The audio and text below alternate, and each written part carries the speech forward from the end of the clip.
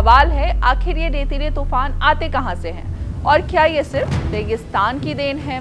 और क्या आप जानते हैं कि यही रेत हजारों किलोमीटर का सफर तय करके दुनिया के दूसरे महाद्वीपों तक पहुंच जाती है? राजस्थान में दिन में अंधेरा क्यों छा गया? आखिर कहां से आता है रेत का तूफान? एक बार जरा सोचिए, दोपहर के वक्त सूरज सिर पर चमक रहा है,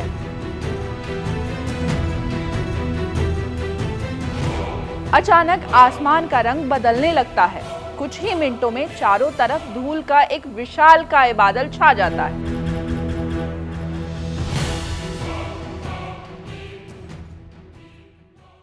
सूरज गायब हो जाता है, सड़कें दिखाई देना बंद हो जाती हैं, लोग घरों में छिपने लगते हैं, लोगों को डर लगने लगता है।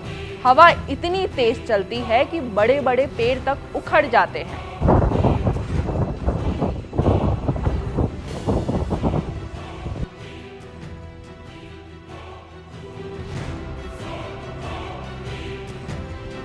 ये रेतीले बवंडर लोगों के दिलों में खौफ भर देता है और ये कोई फिल्मी सीन नहीं है। 30 मई 2026 को राजस्थान के कई इलाकों में लोगों ने कुछ ऐसा ही देखा। करीब 80 किलोमीटर प्रति घंटे की रफ्तार से चली हवाओं ने रेतीले बवंडर को जन्म दिया और कई जगहों पर तो 100 फीट से ज्यादा ऊंची धूल की दीवार दिखाई दी।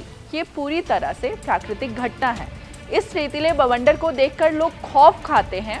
आज हम आपको इसी रेतीले रहस्य के बारे में बताएंगे। आखिर रेतीला तूफान होता क्या है? आसान भाषा में समझने की कोशिश करते हैं। जिस तरह समुद्र में सुनामी आती है, सुनामी कई घरों को उखाड़ ले जाती है, बस उसी तरह जमीन पर धूल और रेत की सुनामी भी आ सकती है। लेकिन बहुत बुरे हालात में घर तबाह होता है। जब तेज हवाएं सूखी जमीन, रेगिस्तान या फिर बंजर इलाकों के ऊपर से गुजरती है तो वो रेत और धूल के करोड़ों कणों को हवा में उड़ा देती है। धीरे धीरे ये कण एक विशाल बादल का रूप ले लेते हैं। इसे ही हम डस्ट स्टॉर्म या फिर सैंडस्टॉर्म कहते हैं। कई बार ये तो इतना घना होता है कि दिन में भी रात जैसा अंधेरा छा जाता है। अच्छा, अब जानते हैं कि रेत का तूफान पैदा कैसे होता है। इसके पीछे पूरा विज्ञान काम करता है। जब जमीन बहुत ज्यादा गर्म हो जाती है तो उसके ऊपर की हवा तेजी से ऊपर उठने लगती है।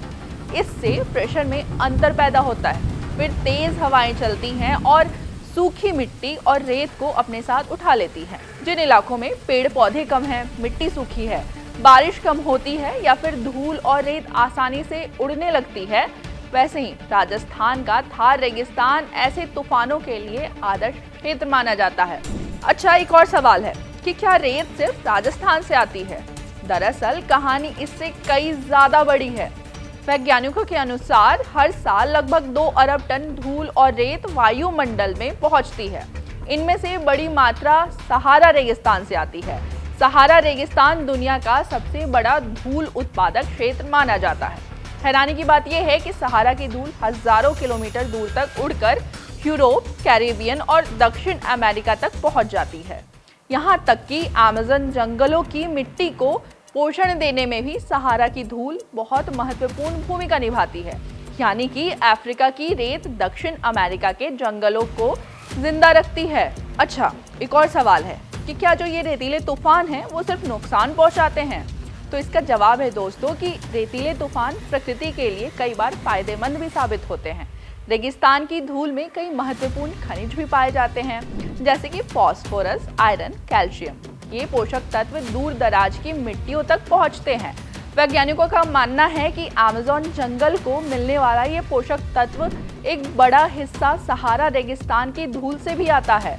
समुद्रों में भी यही धूल सूक्ष्म जीवों और प्लवकों के विकास में मदद करती है और यही जीव पूरी समुद्री खाद्य श्रृंखला की नींव है। लेकिन नुकसान कितना बड़ा है? अब बात खतरे की है।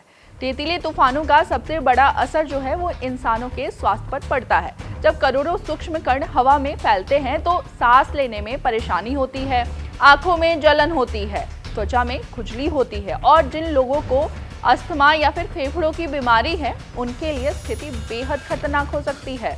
धूल के साथ कई बार बैक्टीरिया, वायरस और फंगस भी यात्रा करते हैं। इस वजह से संक्रमण फैलने का खतरा बढ़ जाता है। जलवायु पर क्या असर पड़ता है, ये हिस्सा और भी दिलचस्प है। हवा में मौजूद धूल के कण बादलों के निर्माण में प्रभावित करते हैं। धूल के आसपास जल वाष्प भी जमा होने लगती है और बादल बनते हैं। लेकिन कई बार यही धूल बारिश को कम भी कर देती है, क्योंकि पानी की बड़ी बूंदें बनने में ज्यादा समय लगता है। कुछ वैज्ञानिक मानते हैं कि बढ़ती धूल दुनिया के मौसम और चक्रवातों के पैटर्न को भी प्रभावित कर सकती है। क्या रेतीले तूफान बढ़ रहे हैं?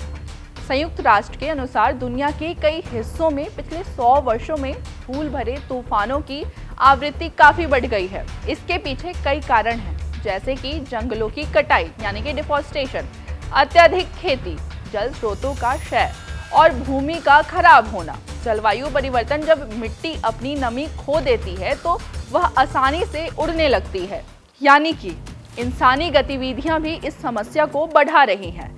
क्या भविष्य में स्थिति और खराब हो सकती है?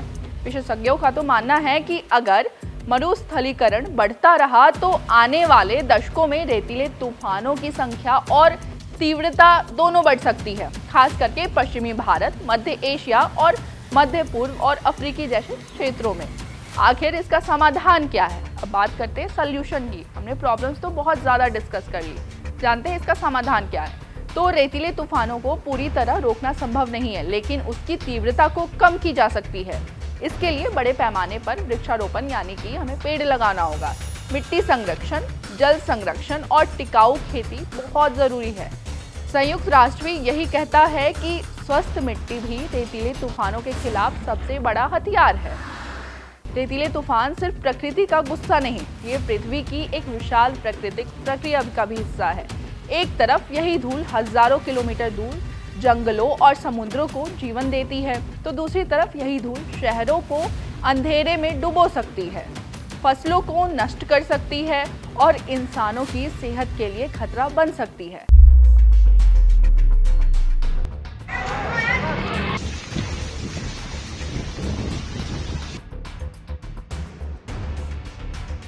राजस्थान में दिखा हालिया रेतीला बवंडर हमें यही याद दिलाता है कि प्रकृति की ताकत कितनी विशाल है, और शायद यह भी कि अगर हमने अपनी जमीन या फिर पर्यावरण का सही से ख्याल नहीं रखा तो आने वाले वर्षों में एक ऐसे तूफान और ज़्यादा शक्तिशाली होकर लौट सकते हैं।